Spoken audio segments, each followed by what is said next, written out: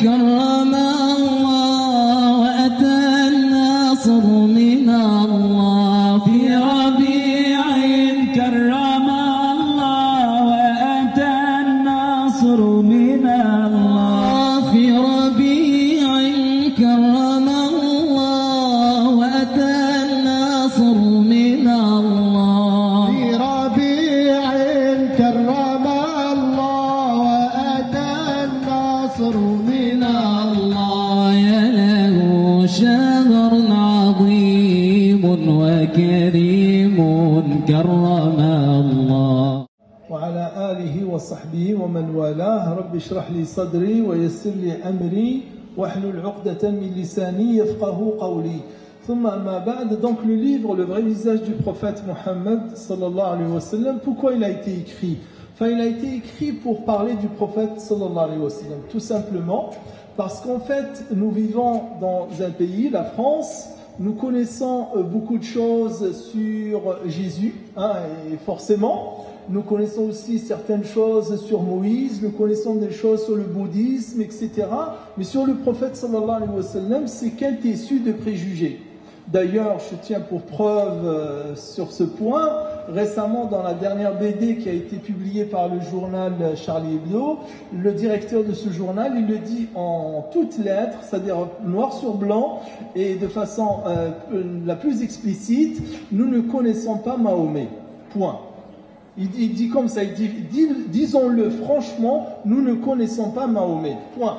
Donc cet aveu qui est direct et franc nous montre bien que beaucoup de gens malheureusement parlent du prophète de l'islam sans même le connaître. Et c'est pour cette raison que ce livre a été écrit suite bien entendu à l'affaire des caricatures en France 2006, février exactement. Et parler du prophète sallallahu alayhi wa sallam, c'est en quelque sorte un devoir. Un devoir pourquoi? Parce que le prophète lui-même le dit, Ballighu anni walaw aya. C'est-à-dire transmettez de moi ne serait-ce qu'un signe. Aya ici, c'est pas dans le sens de verset coranique, mais un signe du prophète. Parlez au moins de un de mes aspects, parlez au moins de un de mes comportements, parlez au moins de un de mes enseignements. Et Dieu sait combien de choses on peut dire sur le prophète sallallahu alayhi wa sallam, qu'Allah a envoyé comme exemple et qu'Allah a envoyé comme modèle à suivre. Pour les musulmans, donc la connaissance du prophète sallallahu alayhi wa sallam est un devoir. On ne peut adorer Allah qu'en suivant la voie du prophète sallallahu alayhi wa sallam. L'adoration d'Allah nécessite la connaissance de la façon de l'adorer, et la façon de l'adorer ne peut être que celle par laquelle le prophète Mohammed sallallahu alayhi wa sallam l'a adoré. Et tout à l'heure, de toutes les façons, l'intervention du frère Monsef portait sur ça, la sunna, qui est la voie du prophète sallallahu alayhi wa sallam. Comprendre cette sunna du prophète sallallahu alayhi wa sallam, bien la comprendre bien entendu, fait partie des devoirs du musulman. Et Dieu sait combien aujourd'hui les moyens sont aisés et les moyens sont à la portée des gens. Ces livres-là, les deux livres qui ont été écrits sur la sunna par le frère Monsef, des cassettes, des conférences qui ont été faites sur ça, et tout ça nous facilite l'accès dans toutes les langues d'ailleurs, en anglais, en français, en arabe. On a toutes ces sources-là, riches et diverses, qui nous facilitent cela. Maintenant, si on passe du musulman vers le non-musulman, se pose le problème de comment parler du prophète sallallahu alayhi wa sallam. Comment parler du prophète sallallahu alayhi wa sallam, c'est pas dans un sens, je dirais, uniquement de communication, même si c'est un point important. Et c'est pas du tout, bien entendu, du point de vue marketing, parce qu'il y a aussi du marketing religieux, donc c'est pas dans ce sens-là, mais tout simplement parce que le musulman a le devoir de témoignage. Et le fait de suivre le prophète Mohammed sallallahu alayhi wa sallam implique forcément, et c'est pas moi qui le dis, jeune étudiant, mais les grands savants qui disent que le fait de suivre le prophète implique qu'on doit parler de lui. Et ça, on le trouve dans le verset coranique où Allah il dit ceci est ma voie ou celle-ci est ma voie. J'invite les gens à la voie d'Allah en toute clairvoyance, moi ainsi que ceux qui m'ont suivi. Moi ainsi que ceux qui m'ont suivi. قل هذه سبيلي أدعو إلى الله على بصيرة أنا ومن اتبعني. deux exégètes, l'imam al-Zamakhshari et l'imam Ibn Badis, rahimahullah, grand exégète algérien, mort dans les années 40. Il dit, l'un et l'autre, ils disent, le fait de suivre le prophète Mohammed sallallahu alayhi wa sallam implique qu'on doit inviter à sa voix, implique qu'on doit parler, qu'on doit prêcher la voix du prophète Mohammed sallallahu alayhi wa sallam. Hadihi sabili ad'u ila Allah ana wa man ittaba'ani. Moi et ceux qui m'ont suivi, tous nous prêchons la voix, nous prêchons cette voix qui mène à Allah. Donc nous musulmans, selon les niveaux des uns et des autres, selon les âges des uns et des autres, nous pouvons tous témoigner, nous pouvons tous transmettre, et la transmission, elle se fait par la parole et elle se fait aussi par la pratique. Quand quelqu'un est identifié comme musulman, ou en apparence musulman, puisqu'apparemment il existe cette catégorie de musulmans d'apparence, donc s'il est, disons, identifié en tant que tel, en quelque sorte, par son comportement tout naturel, et aussi son comportement sans qu'il ne fasse attention à la façon dont il se comporte, les gens regardent en lui et les gens voient en lui un musulman. Comment il fait? Donc il va manger, je ne sais pas, une banane, est-ce qu'il va jeter l'épluchure ou bien il va me mettre dans une poubelle? Je ne sais pas, il ouvre un chewing-gum, qu'est-ce qu'il va faire? Il va manger le chewing-gum, il va prendre le papier, le mettre dans sa poche ou bien il va le jeter par terre. Alors il dit merci, il ouvre une porte, est-ce qu'il va la laisser derrière lui, disons, se refermer à la face de celui qui est derrière lui, ou bien il va tenir la porte et faire attention à celui qui est derrière. Il dit merci, il dit s'il vous plaît, etc. Toutes ces choses-là que nous faisons de façon naturelle, tout un chacun peut les faire et de voir en lui un comportement d'un individu, d'une personne, mais quand c'est le musulman a fait, le musulman a dit. Puisqu'il en est ainsi, donc on doit redoubler d'attention et on doit redoubler de vigilance. Et c'est pour cette raison, ça c'est dans la pratique, et Dieu sait combien les gens, les non-musulmans, j'entends, voient le prophète à travers le comportement des musulmans. Ça a été dit déjà depuis les années 50, la fin des années 50. Un grand auteur de la biographie du prophète Mohammed, en l'occurrence Montgomery Watt, et je le cite à la fin du livre, il dit que les musulmans ont beaucoup de travail à faire. Ils ont beaucoup de choses à faire pour parler de leur prophète. Et surtout, ils ont un grand travail à faire pour trouver dans les valeurs du comportement et de la vie du prophète qu'ils peuvent transmettre à l'Occident. Et s'ils savent le faire, s'ils sauront bien trouver, le sujet de tout à l'heure est important, dans le comportement du prophète, ce qui relève du conjoncturel, ce qui relève du naturel en tant qu'humain, et ce qui relève de l'universel, ils vont transmettre cet universel-là à tout le monde, ils pourront certainement séduire beaucoup de gens. Ça, c'est Montgomery Watt, écrivain d'une biographie de 700 pages sur le prophète sallallahu alayhi wa sallam, une des plus grandes biographies écrites sur lui. Il dit aussi, Montgomery Watt, il dit que, mais il faut faire attention que les non-musulmans voient ou bien ils vont juger de la conduite du prophète, surtout à travers le comportement des musulmans.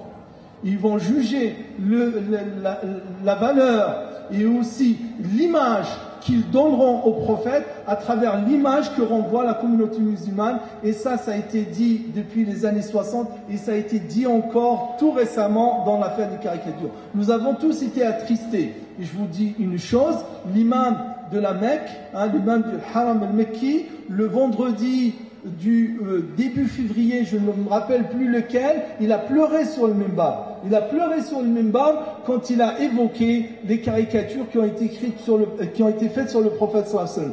Pleurer sur le minbar parce qu'il était touché dans son cœur, dans sa chair, dans son amour propre, que le prophète sallallahu alayhi wa sallam pose sur sa tête une bombe. Parce qu'il a été dessiné avec un turban en forme de bombe dont la mèche était allumée. Ça a choqué tous les musulmans. Mais pourquoi ça a été fait? Eux, ils ont dit ça. C'est-à-dire ceux qui l'ont fait et ceux qui ont été derrière la propagation de cette caricature. Ils ont dit parce que c'est l'image que nous renvoient les musulmans. Cette violence qui se passe ici et là et qui est faite par des musulmans au nom de l'islam, en groupe, plus ou moins nombreux, ici et là, c'est cette image-là qu'on nous renvoie les musulmans, donc voilà comment on voit le prophète. Mais en fait c'est faux. Faire porter le chapeau de cette violence au prophète Mohammed, c'est injuste, parce qu'on ne peut lui faire porter comme responsabilité que celle qui est la sienne, ses paroles et son comportement. Et quand on regarde dans les paroles et les comportements du prophète sallallahu alayhi wa sallam, on ne voit pas point cela. On nous dit par exemple, on nous dit que de sa vie, durant 10 ans, 10 ans, c'est la période mécoise, 11 ans, le prophète il a mené 23 batailles. 23 batailles. Parfois même, on remonte le chiffre jusqu'à 31 batailles. En fait, ça c'est de la tromperie. Ça c'est de la tromperie. Parce que déjà, premier point, sur ces 30 batailles, il n'y a eu que 6 dans lesquelles il y a eu confrontation. Il y a eu confrontation, c'est-à-dire qu'il y a eu belligérance entre les deux parties, la partie musulmane et la partie non musulmane de l'époque. Deuxième point, c'est que si on regarde le champ de bataille, il était tout autour de Médine. C'était pas à l'extérieur, à part une qui était à Byzance, à part celle-là, et une autre qui était du côté de la Perse. Et parce que le prophète sallallahu alayhi wa sallam, il a pris les devants, sachant que l'ennemi se préparait à l'envahir, il a préféré aller plus loin. À part ces deux-là, les autres, se sont toutes déroulées autour de Médine. Et qui dit qu'elles se sont déroulées autour de Médine, c'était donc la défense du territoire musulman que voulaient les coalisés, notamment Ghazwat al-Ahzab, les coalisés au point où le prophète sallallahu alayhi wa sallam, pour se protéger, il a dû, lui et ses compagnons, creuser une grande tranchée, d'où on appelle aussi Ghazwat al-Khandaq, la bataille de la tranchée, pour se protéger.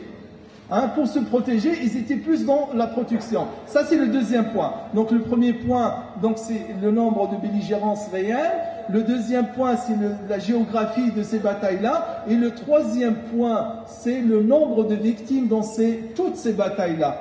Dans toutes ces batailles-là, les 6 batailles qui ont eu lieu, le nombre de victimes n'a pas dépassé les 370. 370, je dis bien 310 victimes dans toutes ces 6 batailles-là et à peu près 200 du côté des musulmans. Pourquoi? Parce que c'est la tuerie ou bien faire du mal à l'ennemi n'était pas voulu, n'était pas recherché, puisqu'on finissait au bout de quelques jours ou de quelques semaines au plus à trouver un accord et un arrangement entre les deux parties. Donc, parler de cet aspect-là, c'est un des points, et vous avez tout un chapitre qui est consacré à l'expression djihad. L'expression djihad que beaucoup de musulmans ne comprennent pas, et forcément les non-musulmans ne peuvent que totalement ignorer ou dénaturer. Le terme djihad, quand on le trouve, il vient de 3 lettres. La source, Jim, et le Ha et le Dal, qui est le juhd, qui est l'effort. Une fois le prophète sallallahu alayhi wa sallam, il partait en sortie en bataille, et il y a un qui vient le voir, il dit, le prophète, je sors avec toi. Il lui dit, est-ce que tes parents sont vivants? Ton père et ta mère sont vivants? Il dit oui. Il lui dit, idhab fafihima fajahid. Va faire le djihad avec tes parents. Donc c'est ce que je dis dans le livre de façon un peu ironique.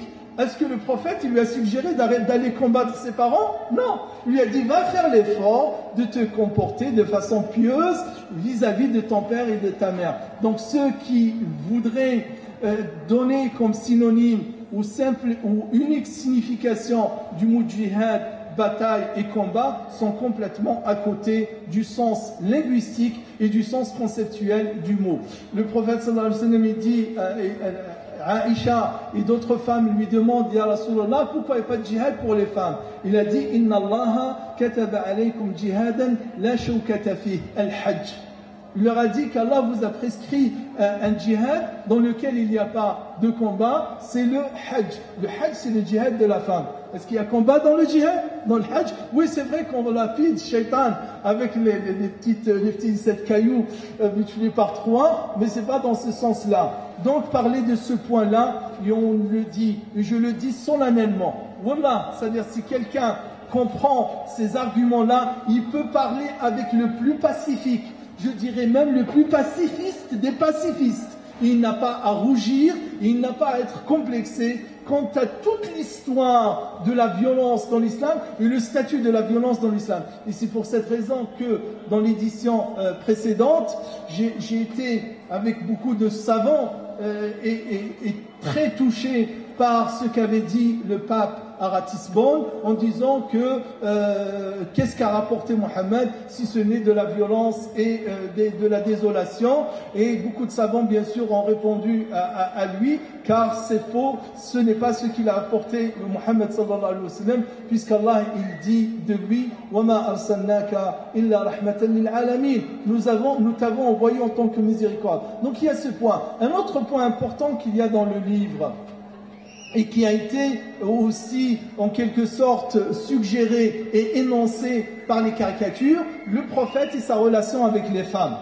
Le prophète, sallallahu alayhi wa sallam, et sa relation avec les femmes. Là aussi, sur ce point, on peut parler et parler encore. Le prophète, sallallahu alayhi wa sallam, ses enseignements jusqu'à aujourd'hui, avec tout ce que la femme a acquis comme émancipation, a acquis comme liberté et droit, je pense qu'il y a encore beaucoup de chemin à faire pour arriver au statut et à la dignité que le prophète sallallahu alayhi wa sallam a donné à la mère. Je cite un exemple ici.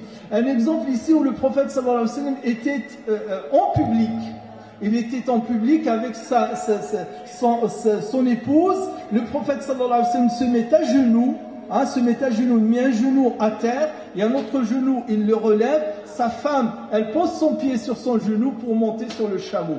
Un geste en public, le prophète se mettre à genoux, poser son pied, et c'est un hadith authentique, c'est pas un hadith qui a été forgé pour donner une belle image de l'islam et du prophète sallallahu alayhi wa sallam, c'est un récit authentique qui nous a été rapporté depuis des siècles, c'est-à-dire du vivant même du prophète sallallahu alayhi wa sallam. Je cite un autre exemple, le prophète chez lui avec Aïcha, son voisin perse il vient l'inviter et lui dit voilà je t'invite, le perse apparemment comme il est rapporté dans les hadiths, c'était un bon cuisinier, c'était un master chef, vraiment qui excellait, lui dit Mohammed viens manger chez moi. Lui dit tu m'invites moi tout seul ou tu l'invites avec moi Aïcha? Lui dit non c'est pour toi tout seul. Lui dit non alors je ne viens pas. Il vient, il insiste une deuxième fois, il lui dit viens manger, j'ai fait un bon repas, viens manger. Il lui dit et elle vient avec moi, il lui dit non.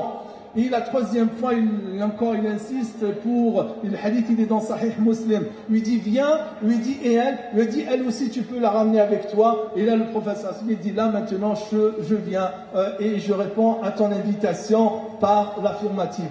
Donc et on peut encore trouver d'autres exemples. La polygamie du prophète sallallahu alayhi wa sallam, on n'a pas à rougir. Je cite un exemple ici, Voltaire.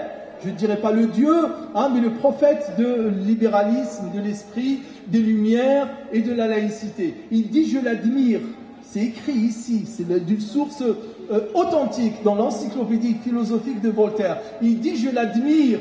Comment il a pu et comment il a réussi à faire régner la paix entre ses épouses. Et il dit encore d'autres choses sur Voltaire.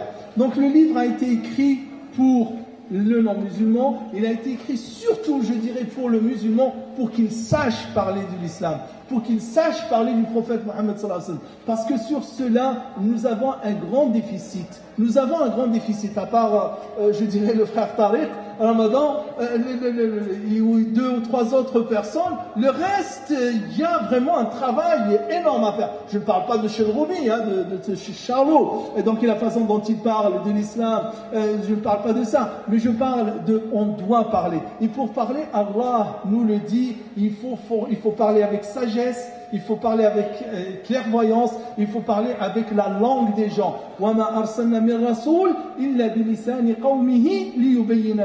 Allah nous le dit dans le Coran. Nous n'avons envoyé aucun messager sans qu'il soit dans la langue de ceux à qui il a été envoyé. Et je dirais même plus, c'est pas qu'il a dit dans l'ouratat, c'est pas dans la langue, dans l'idiome. C'est-à-dire que si une contrée, ils ont un idiome, ils ont un patois, ils ont un parler local, régional, et donc le prophète ou le messager qui doit s'adresser à ces gens-là, il doit connaître cet idiome-là, il doit connaître ce patois-là pour transmettre le message.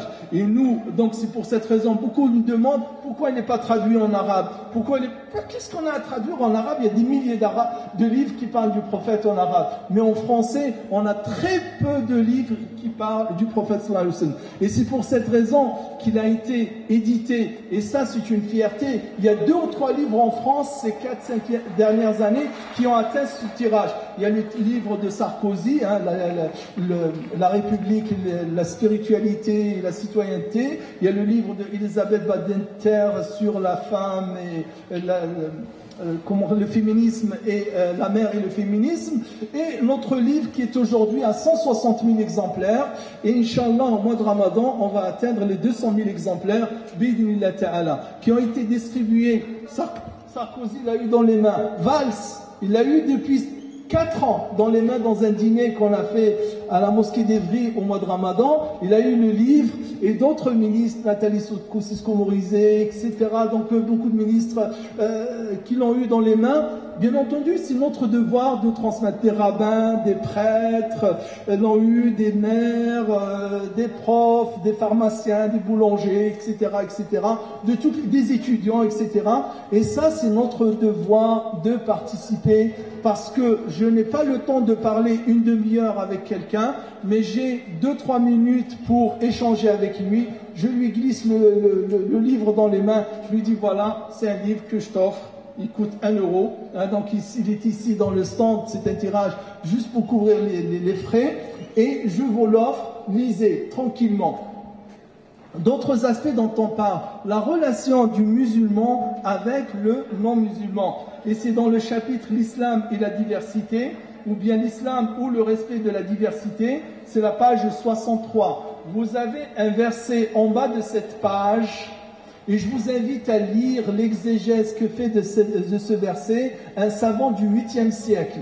Un savant du 8e siècle musulman de l'ère égérienne, à savoir Ibn Kathir. Comment il fait un hymne et comment il fait l'éloge de la diversité, qu'aujourd'hui certains qui se disent des pays libres, des pays accueillants, et aussi où il y a l'ouverture de l'esprit et qui prennent le bien vivre ensemble, comment, et qu'ils nous montrent un texte ou je ne sais pas, un quelconque décret ou loi qui fait une éloge aussi belle pour la diversité. Nous trouvons ça dans le Coran. Donc il y a d'autres et d'autres points sur la vie du prophète sallallahu alayhi wa sallam que je vous invite à lire, parce que en lisant, on forge des arguments, et en forgeant des arguments, nous parlerons à bon escient du prophète Mohammed sallallahu alayhi wa sallam.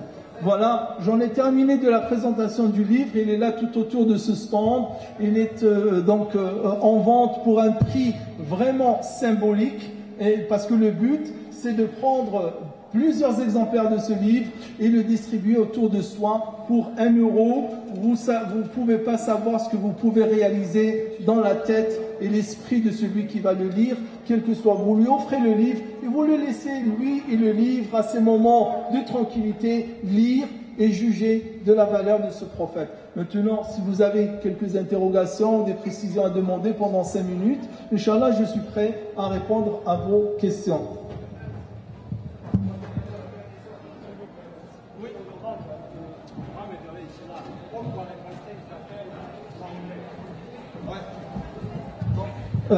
La question que le frère me pose, il me dit, le prophète Mohammed, pourquoi on l'appelle Mahomet?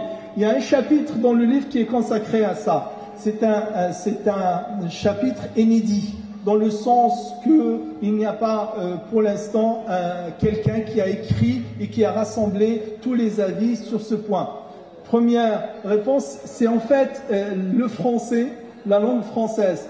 Contrairement à la langue germanophone, c'est-à-dire les germanophones, les anglophones, les néerlandophones, etc., eux ils disent Mohammed. En anglais on dit Mohammed. En allemand on dit Mohammed. En néerlandais, on dit Mohammed, sauf le français. Le français, ils ont cette manie et ce problème de traduire et de modifier les noms. Avicenne pour Ibn Sina. Et le frère dit exprès. Oui, exprès aujourd'hui. Aujourd'hui, ils le font exprès. Mais avant, au 9e siècle, au Moyen-Âge, c'était leur façon de prononcer. Mais maintenant, aujourd'hui, je suis d'accord avec vous, ils le font exprès. Ils le font exprès, ça exprime d'une certaine façon une arrogance, hein, et aussi leur non-acceptation des choses telles qu'elles sont. Oui, je suis d'accord. Mais par contre, ce qui est propagé ici et là, que Mahomet signifie Mahomet, c'est faux. Ça, c'est complètement tiré par les cheveux. Les arabophones pensent trouver dans Mahomet Mahomida, le même de la négation. Ça, c'est tiré par les cheveux. Et j'en parle dans le livre, c'est pas vrai. Mais c'est une déformation désolante. Barakallahu fik.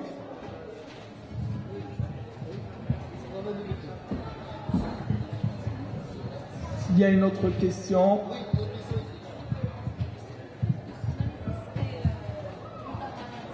Oui.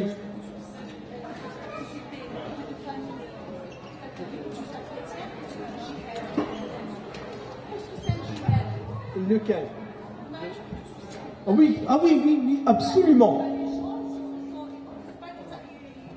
Absolument. Donc la sœur me dit, donc pour ceux qui ont participé à la manifestation contre le mariage pour tous, est-ce que c'est un djihad, en quelque sorte, c'est un effort qui fait dans la voie d'Allah Ta'ala? Absolument. Absolument. Moi, j'ai une photo pour vous dire que je suis de la première manif à Denfert au Chro. J'ai participé. Hein, j'ai participé à ça et il fallait participer. Et là, puisque je suis dans ce stand, je loue l'UOIF d'avoir fait un appel à la première manif et à la manif de la dernière fois. C'est vraiment quelque chose qui m'a personnellement réjoui et honoré. C'est vraiment là, l'UOIF, elle est décomplexée. Elle est décomplexée parce qu'on veut, c'est une association religieuse, etc.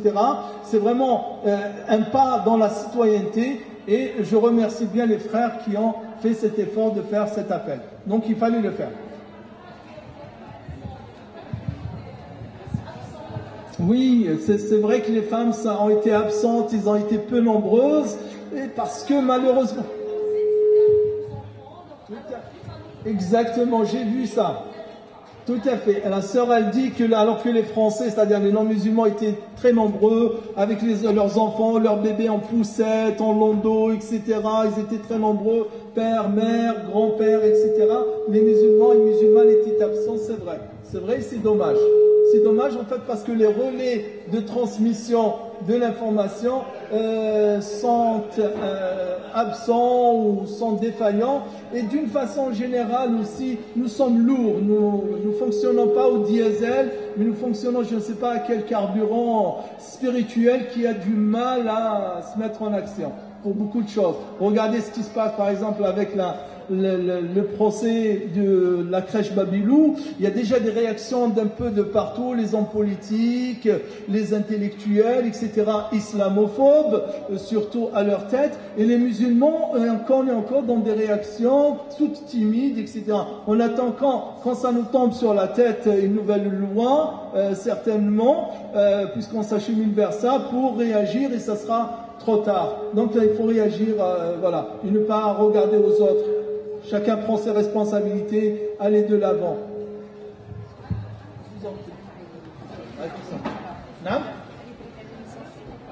Non, je ne sais pas si elle est licenciée. En tout cas, la Cour de cassation le procès, donc elle lui a donné raison. Et si elle a été licenciée, elle va être indemnisée pour tout le temps qu'elle a passé. Certainement, elle va être. Mais il faut le soutien. Il faut le soutien.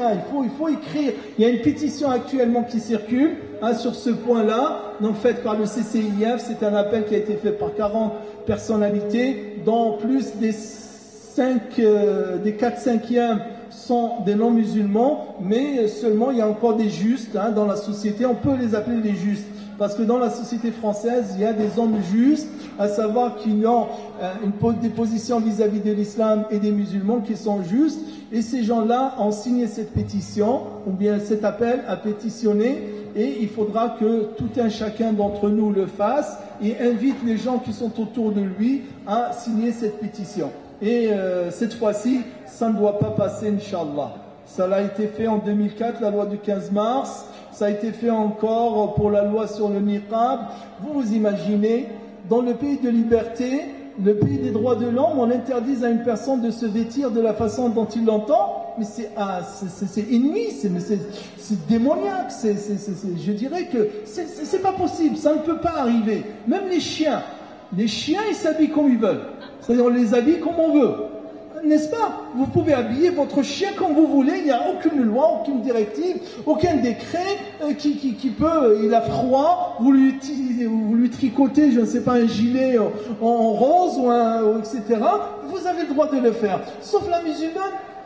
Mais c'est dément, c'est dément. Et comment on peut laisser faire ça? Comment on peut laisser faire ça?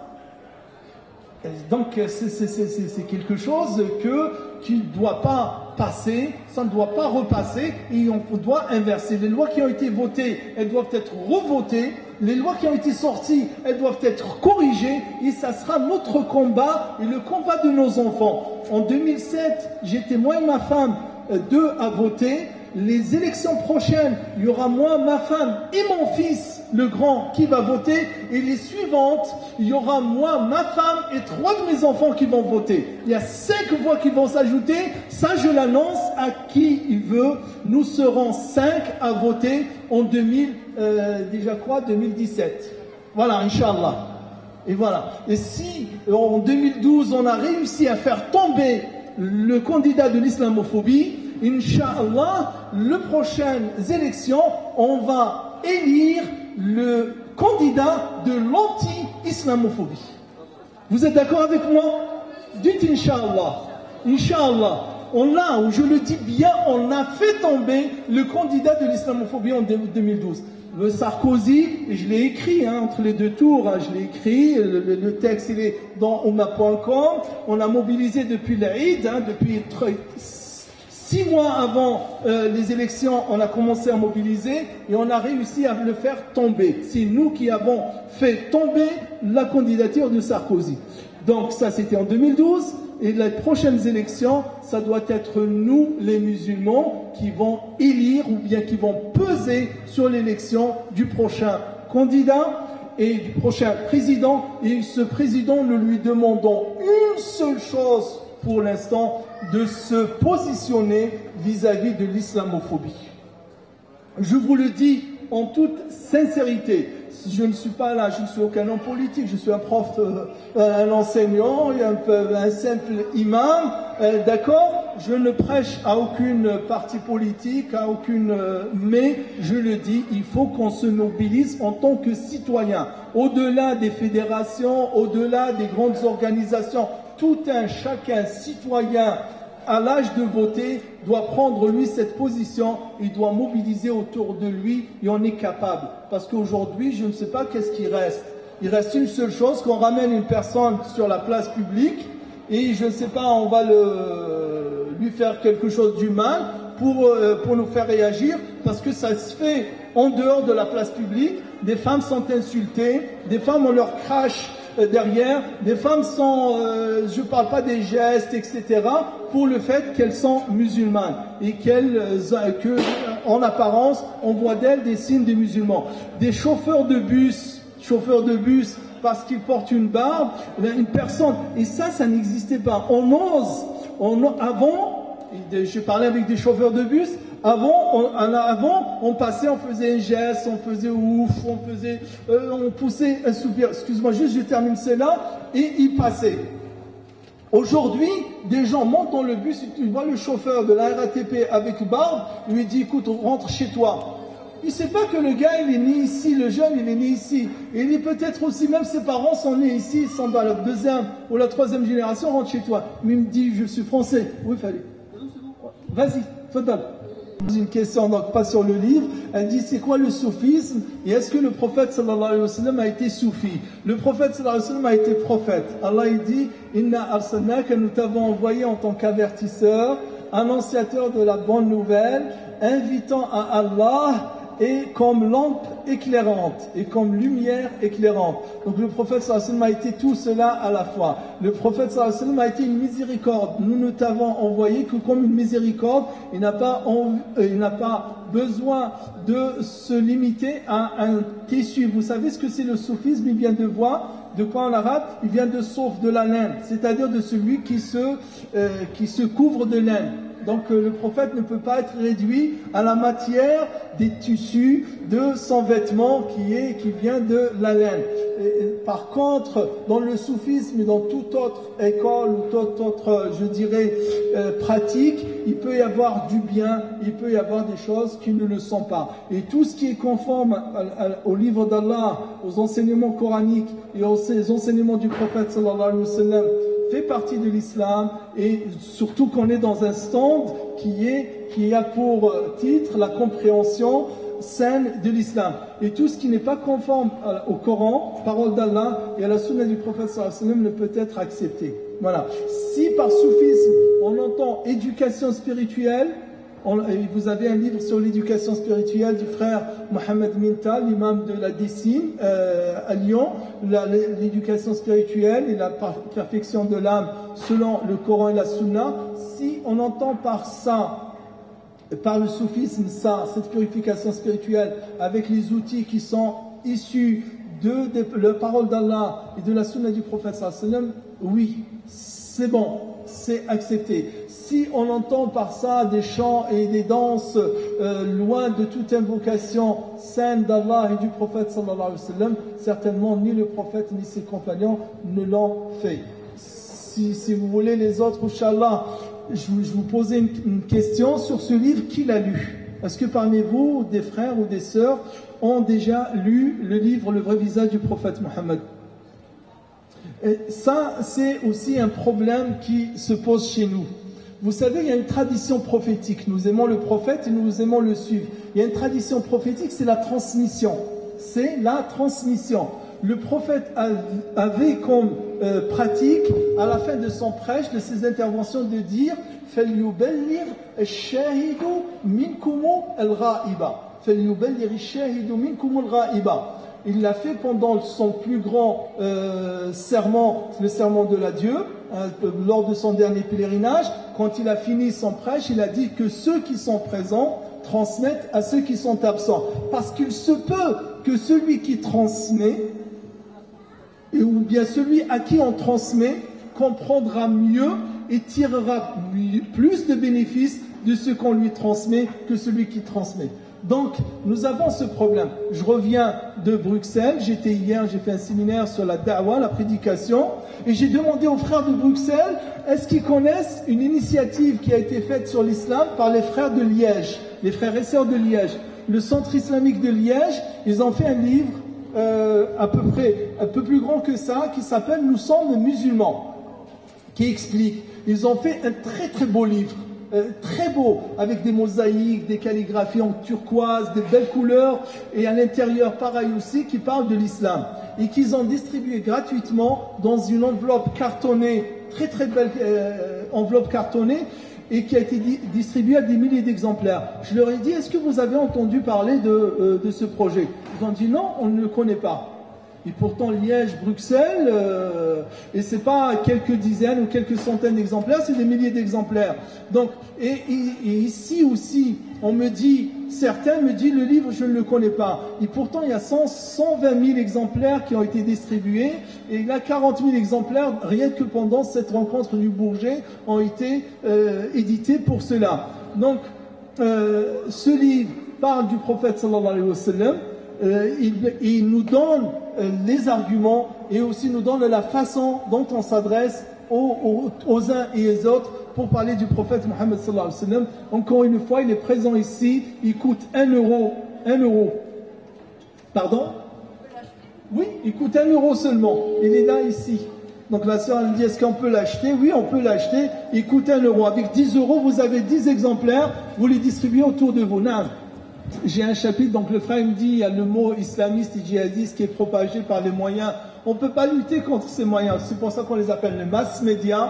Mass média, c'est une information, c'est une communication de masse. Et c'est pour cette raison d'ailleurs que je vous invite, et j'insiste encore sur votre participation individuelle et qui, je dirais, à votre petite échelle, si vous distribuez 3 livres, par exemple 3 exemplaires, vous touchez certainement 3 personnes qui eux-mêmes, s'ils vont le donner aux autres, ils vont toucher 3 autres personnes et on pourra contrer, je dirais, avec de petits moyens, cette propagande qui est faite contre le prophète, contre l'islam, contre certains concepts de l'islam. C'est pour cette raison qu'il y a tout un chapitre qui est consacré au djihad, qui corrige la terminologie.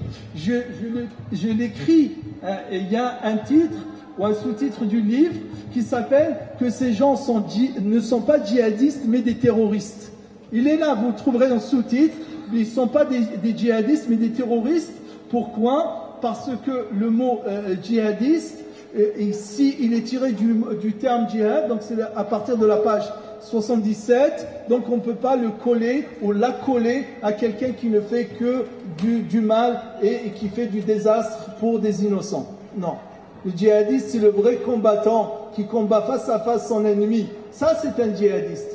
Mais c'est le lâche qui pose une bombe à l'insu des gens et tue des innocents, c'est pas un djihadiste, c'est un terroriste.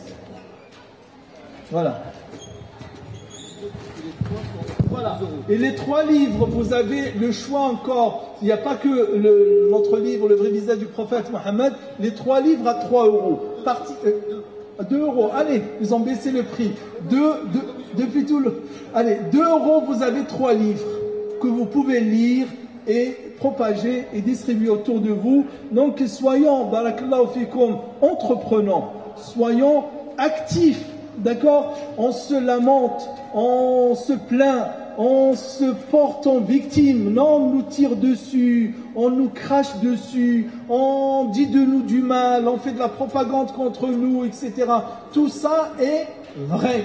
Personne ne peut le nier. Mais qu'est-ce que nous avons fait? Qu'est-ce que nous faisons? Qu'est-ce que nous avons l'intention de faire, nous? Chacun à sa petite échelle. Je disais tout à l'heure que le prophète nous invite à parler de lui. Il dit, transmettez de moi ne serait-ce qu'un signe. Ne serait-ce qu'un signe. Walau aya. Aya dans le sens signe.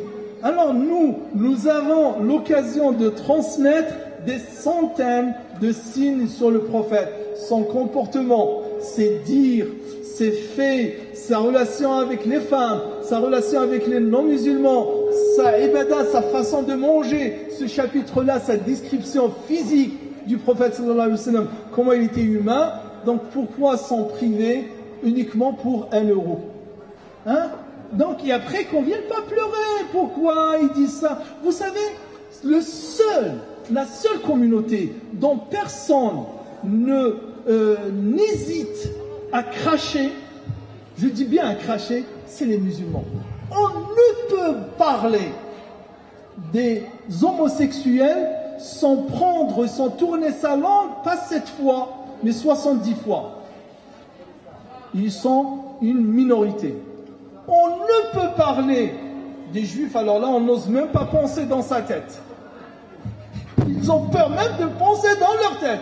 C'est pas insinuer ou parler, ils n'osent même pas. Ils sont 6 fois ou 7 fois moins nombreux que les musulmans. Et les musulmans, tout un chacun, le dernier des derniers, il vient, il crache. Vous savez la loi sur pour les nounous, qu'on appelle la loi sur les nounous, hein, donc celui qui a été proposé l'année dernière et qui n'a pas été discuté et voté. Vous savez qui l'a proposé?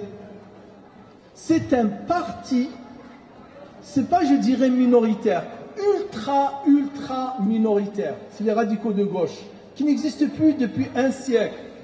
Ils n'ont plus de poids depuis un siècle. Un seul quartier de France, ces citoyens musulmans peuvent le rendre à néant, à le rendre son score dans toute élection ridicule, ce minuscule et ultra minoritaire parti va proposer une loi qui va à l'encontre des droits d'une partie, d'une communauté qui comprend 6 millions de personnes. Alors là, vraiment, il faut marcher sur la tête pour comprendre ça. Et jusqu'à présent, je pense qu'on ne marche pas sur la tête, on marche sur les pieds, et pourtant, ça passe. Et pourtant, ça passe. Oui ou non? Ça passe. Alors, qu'est-ce qu'on attend pour réagir? Qu'est-ce qu'on attend pour réagir? Et la réaction, vous avez une réaction des plus faciles. Allez s'inscrire sur les listes électorales. Et même ceux qui n'ont pas la nationalité, dont les enfants, filles, garçons, ou les voisins, ou les amis, ou les connaissances de la famille votent, c'est son devoir de les encourager à voter. Oui ou non? C'est son devoir. Il ne le fait pas, mais il encourage celui qui peut le faire de le faire. Donc voilà, n'attendons rien, réagissons, barakallahu fikum. Votons, votons, votons. C'est une arme redoutable. Wallah, c'est une bombe. C'est une bombe avec un grand B. Et il tremble de ça. Mais sauf que le malheur, c'est que nous détenons une arme redoutable et nous l'ignorons. C'est comme, je ne sais pas, vous donner dans les mains d'un bébé un diamant, un saphir dans sa main, il joue avec, un bébé avec un saphir dans les mains qui vaut peut-être des millions d'euros, il joue avec et il ne sait pas, il ne connaît pas sa valeur. Nous sommes dans la même situation. Nous, les musulmans de France, nous détenons quelque chose qui est une force redoutable, le droit de voter, la faculté de voter. Vous vous imaginez que vous avez réussi à faire tomber un président, un candidat? Eh bien oui. Donc vous êtes capable aussi de remonter et d'élire un candidat. Farid, je crois que j'ai fini. Voilà, si vous avez d'autres questions, et on reste sur le livre et sur la da'wa. Nous sommes la communauté de la da'wa.